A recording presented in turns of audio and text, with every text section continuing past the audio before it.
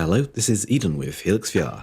Today I'll be reviewing Golem, a PSVR exclusive action-adventure with combat at its core.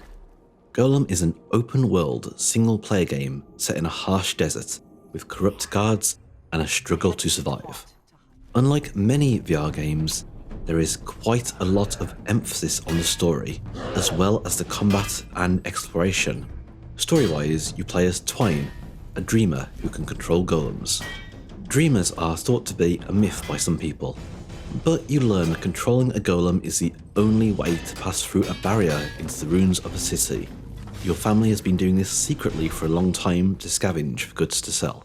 As you progress, you find that there is far more to it, with secrets to uncover and a reason to delve deeper into the city. It's quite an interesting story. You spend most of the game exploring the city as a giant golem.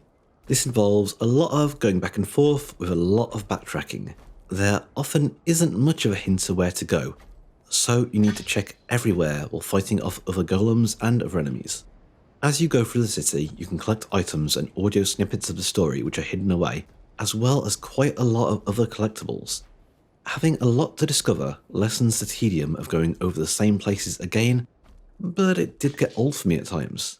During certain parts of the game, instead of a giant golem, you can switch to controlling a tiny doll. Dolls can be found throughout the city and aren't always obvious to see. The doll can access certain extra places and see things from a different perspective. Some collectibles can only be found this way. Whether controlling the golem or the doll, you have 3 options for how to move around. They're all smooth locomotion only, no teleporting. Option 1. The default method is using a single move controller. You hold the trigger and lean forward or backwards to move. You can either turn your head or use snap turning to turn. This is the method that the game prompts you to use. This feels quite natural, but I couldn't use it for long. Both my back and neck started to hurt quite a bit, and I doubt that I'm the only one. Now, this is the only option actually mentioned in the game. Option 2 is to use a single move controller and the one analog stick of a DualShock controller. You use the analog stick to control movement. I found that this felt really unnatural, and I never quite got used to it. It was better on my back at least though. The fine control always felt off, but it's quite a slow-paced game, so it wasn't as bad as it could be.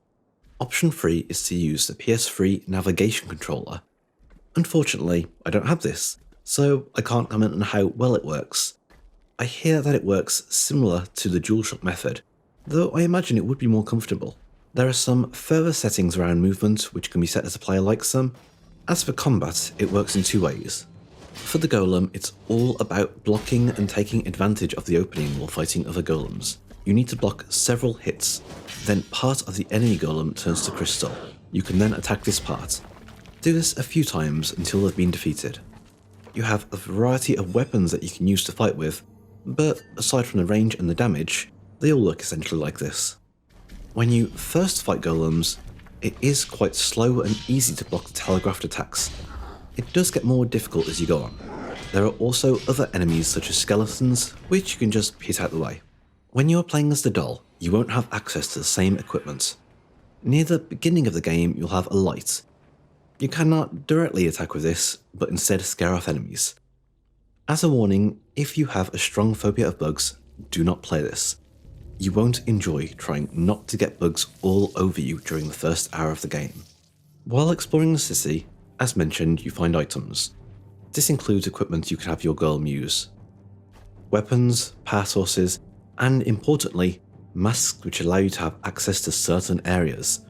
Unfortunately, you lose all of the equipped items when you die. Death is quite important in Golem. Every time you die, the city resets itself in some ways. You'll have to fight enemies again, find the items to proceed again, and go through a lot of your journey again too. Death is also the only way to change equipment, which can be a pain when you want to use a specific type, but to change would mean dying and redoing a lot of work. Now, while I've had my issues with the gameplay, graphically the game was quite impressive for a PSVR game. The music was brilliant and the voice acting was consistently great throughout. With all this together, it made for a really great atmosphere which helped to tell the story and immerse me in the world. I would estimate that the game could be finished in about 6 hours or so, at the price of approximately $40, €40, or £30, and with the issues I've encountered, I'd say it's quite high. That said, locally I've seen physical copies for as little as £20, which is getting closer to reasonable. To finish up, Golem feels like it's a very high quality game in some ways, but it really fails on some of the most important aspects, such as the movement and some other bits of gameplay. I could really see it being one of the better PSVR games, but I feel like it has a limited appeal as it stands. At the moment, I'd say to consider the game if it's on sale or gets further updates, but otherwise I'd find it difficult to recommend despite how great it could be. Once again, this was Eden from HelixxVR. If you'd like to see more content like this, please remember to like, subscribe, and if you really liked it, hit that alert button too.